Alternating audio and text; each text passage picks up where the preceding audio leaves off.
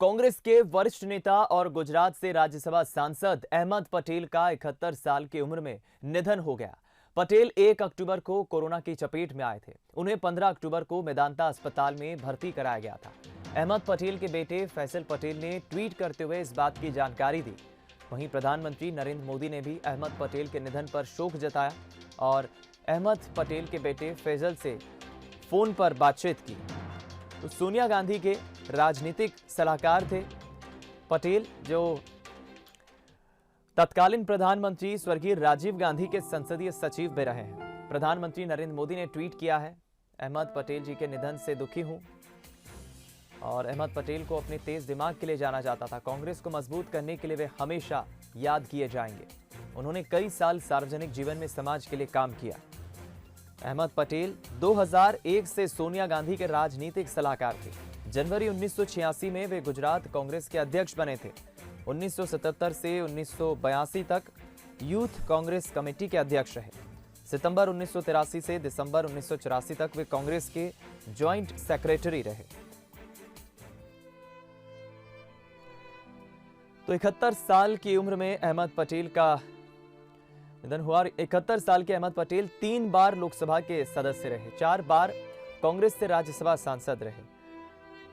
पहला चुनाव उन्होंने साल 1977 में लड़ा। 26 साल की उम्र में सबसे युवा सांसद बने।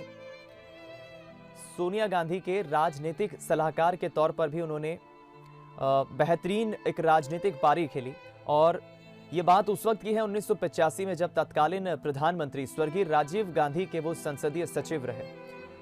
हम रुक करेंगे इस खबर पर। ज्यादा बातचीत करने के लिए हमारे साथ न्यूज हेड शरद द्विवेदी जी फोन लाइन पर जुड़ गए हैं।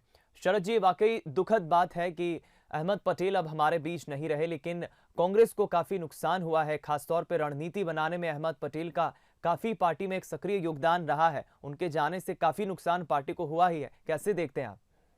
निश्चित तौर पर वो पार्टी के लिए एक बहुत ही मजबूत स्तंभ के तौर पर काम करते रहे और खासतौर से सोनिया गांधी जी के पॉलिटिकल एडवाइजर के तौर पर जो उनकी भूमिका रही है और एक राजनीतिक सलाहकार बहुत गंभीरता से अपने समय की परिस्थितियों का मूल्यांकन करता है और यही वजह है कि प्रधानमंत्री नरेंद्र मोदी ने जो ट्वीट करके उनके निधन पर शोक व्यक्त करते हुए कहा है कि उन्होंने अपनी पार्टी को हमेशा मजबूती प्रदान की।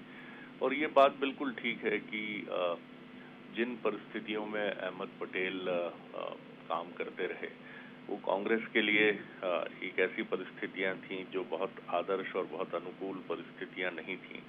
बीजेपी की तरफ से कड़ी चुनौती मिलनी आरंभ हो गई थी और भले ही 2014 के पहले की हम बात करें, जब 10 साल यूपीए की सरकार केंद्र में रही हो, लेकिन अहमद पटेल एक ऐसे नेता रहे जो हमेशा भविष्य में झांकते थे, भविष्य की चुनौतियों को देखते थे और उन चुनौतियों से निपटने के लिए रणनीति भी बनाते थे। और यही वजह है कि चाहे सोनिया गांधी हो या सोनिया गांधी के पहले राजीव गांधी हो या राहुल गांधी हो, कोई ऐसा नेता नहीं है कांग्रेस में जो अहमद पटेल और उनके योगदान से उनके योगदान को महत्व न देता हो या फिर उसकी इम्पोर्टेंस को न समझता हो। आपको याद होगा कि राज्यसभा से उनके निर्वाचन को लेकर बीजेपी ने पूरी कोशिश की थी कि वो राज्यसभा से गुजरात से चुनकर ना आ पाए, लेकिन अहमद पटेल जिस तरह रणनीति बनाकर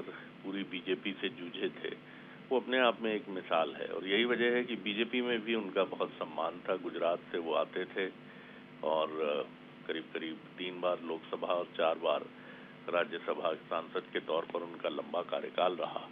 1 अक्टूबर को कोरोना संक्रमित वो हुए थे और उसी के बाद स्थितियां अनुकूल नहीं रही और उनके सारे शरीर के महत्वपूर्ण जो अंग थे धीरे धीरे उन्होंने काम करना बंद कर दिया। निश्चित तौर पर कांग्रेस के लिए एक अपूरणीय क्षति है, एक ऐसा नुकसान है कांग्रेस के लिए जिसकी भरपाई संभव नहीं है। और खासतौर से उन परिस्थितियों में अहमद पटेल कांग्रेस का साथ छोड़ गए हैं जब कांग्रेस को अपने इस नेता की बहुत जरूरत थी। जिस तरह की परिस्थितियां आज हम देख रहे हैं कांग्रेस में, उन परिस्थितियों में अहमद पटेल होते तो निश्चित तौर पर ये कांग्रेस के लिए हमेशा एक बहुत बड़ा संबल रहा है, लेकिन नियति को ये मंजूर नहीं था। निश्चित तौर पर कांग्रेस के लिए बेहद बड़ा नुकसान है दीपक। बिल्कुल ठीक कहा आपने शरद जी। हमेशा पर्दे के पीछे राजनीति करने वाले अहमद पटेल कांग्रेस परिवार के एक विश्वस्त नेताओं में से गिने जाते थे। वो हमारे बीच नहीं रहे। बहुत बहुत धन्यवाद हमारे साथ खबर पर बातचीत करने के लिए। तो 1993 से अहमद पटेल राज्यसभा सांसद थे, 5 बार राज्यसभा सांसद रहे। अगस्त 2018 में 2 साल पहले की बात है, उन्हें कांग्रेस कोरोना की चपेट में आ चुके थे। उनका